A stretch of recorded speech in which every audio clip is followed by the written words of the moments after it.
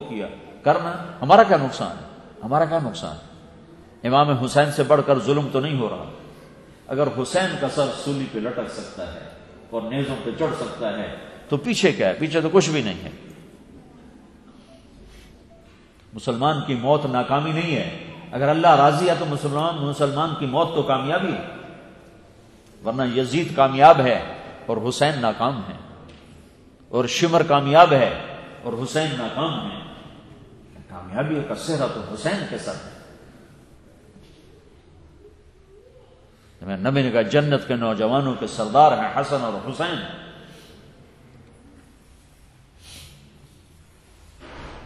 لیکن ظاہر کیا بنا؟ ظاہر کیا بنا؟ کٹا ہوا سر ابن زیاد کے سامنے رکھا گیا اور اس کے ہاتھ میں چھڑی کر اسے منہ پہ مارنے لگا، یہاں 2-3 دفعہ یہاں مارا تو حضرت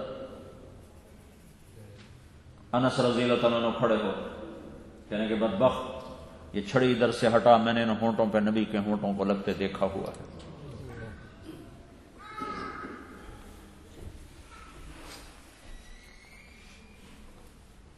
مسلمان نفرت نہیں کرتا، مسلمان ہمدردی کرتا ہے کہ یہ جہنم میں نہ جائے، یہ جنت میں جانے والا بن جائے۔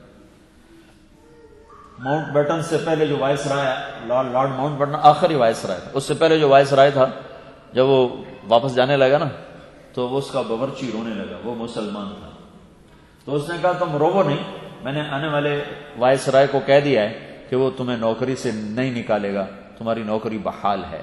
انہوں نے کہا سر میں اس پہ نہیں روتا ہوں، میں اس پہ رو رہا ہوں کہ میں نے 3 سال آپ کا نمک کھایا، میں آپ کو جہنم سے نہ بچا سکا، میں آپ کو کلمہ نہ پڑھا سکا، میں اس بات پہ رویا ہوں۔ تو اس کے آنسو وہ کام کرتے ہیں جو دلیلیں نہیں کرتی، وہ کلمہ پڑھ کے واپس گئے۔ ان کا تو رو نہیں، میں مسلمان ہو جاتا۔ تو مسلمان نفرت نہیں کرتا، ہمدردی ہے، محبت ہے۔ اسلام کا موضوع لوگوں کو جہنم میں پہنچانا نہیں، اسلام کا موضوع لوگوں کو جنت میں پہنچانا ہے۔ تو اگر آپ کا انتقامی مزاج ہو تو اب مار دو کم وقت کو، کلمہ بھی نہ پڑھنا، پڑھ لیا تو کہتے اڑا دو گردن۔ صحابہ نے چاہا کہ قتل کر دیں تو آپ نے کہا دعوہ، پیچھے ہٹ جاؤ، ایک آدمی کا کلمہ پڑھ لینا مجھے 1000 کافروں کو قتل کرنے سے زیادہ محبوب ہے۔ پھر آپ نے کہا اواشی انت، تو وحشی ہے؟ کہا جی۔ کہا اقعد، بیٹھو۔ اس کو سامنے بیٹھایا تو آپ نے کہا میرا چچا تو بڑا شیر بہادر تھا، تیرے ہاتھوں کیسے قتل ہو گیا؟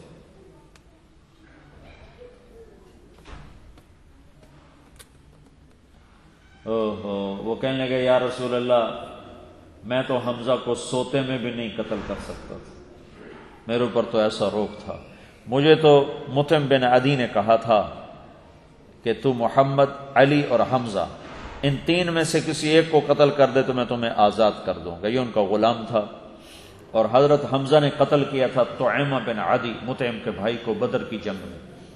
تو کہنے لگا حمزہ کے تو سوتے پر بھی میں وار نہیں کر سکتا تھا، اور آپ کے گرد پیرا تھا، لہذا میں آپ کے پیچھے بھی نہیں آ سکتا تھا، میں تو علی کو ڈھونڈنے نکلا تھا کہ میں اسے قتل کروں گا، لیکن میرا وار چلتا ہے غفلت میں، جو غافل ہو میں اس پہ وار کر سکتا ہوں، جو بیدار ہو اس پہ میرا وار نہیں چلتا۔ تو جب میں علی کے قریب پہنچا تو میں نے دیکھا وہ بہت بیداری کے ساتھ جنگ کر رہے تھے، ان کی نظر چاروں طرف گھوم رہی تھی، تو میرا وار نہیں چل سکتا تھا۔ تو پھر میں حمزہ کو ڈھونڈنے نکلا تو ان کو میں نے دیکھا، ان کے دونوں ہاتھوں میں تلوار تھی اور وہ ادھر ادھر کوئی نہیں دیکھ رہے تھے، سیدھا آگے ہی جا رہے تھے۔ تو مجھے خیال آیا کہ ان پہ میرا وار چل جائے گا، تو میں ان کے لیے ایک پتھر کے نیچے چھپ کے بیٹھ گیا۔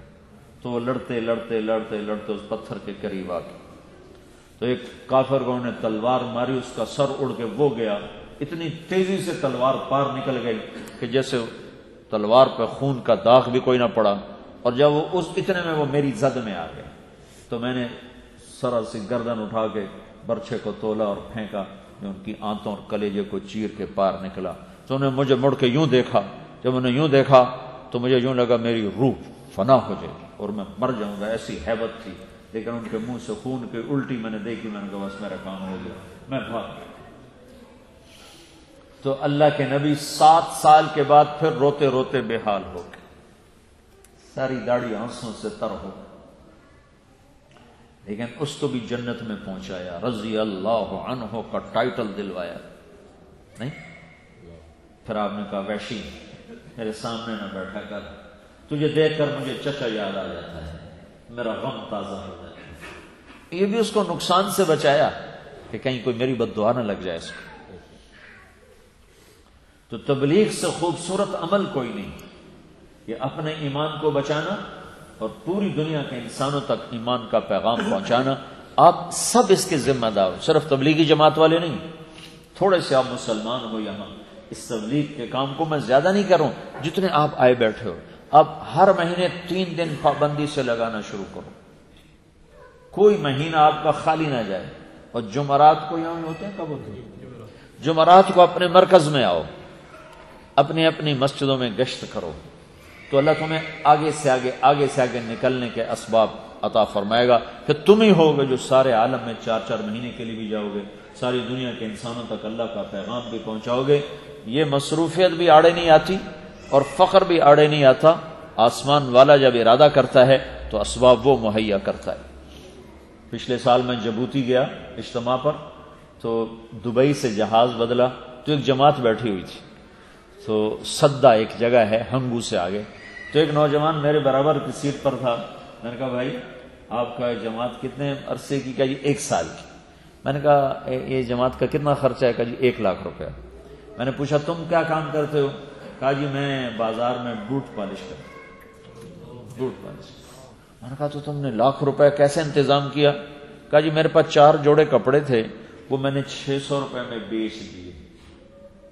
پھر میں نے اللہ سے کہا یا اللہ میری اوقات اتنی تھی کہ میں 600 تیرے سامنے پیش کر سکتا ہوں، باقی میرے پاس کوئی نہیں، لے جانا ہے تو لے جا، نہیں لے جانا تو تیری مرضی۔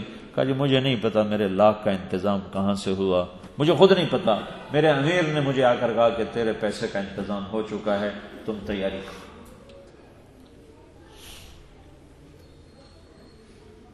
ومن احسن قولا ممن دعا الی اللہ، کوئی ہے تبلیغ سے خوبصورت بولنے والا؟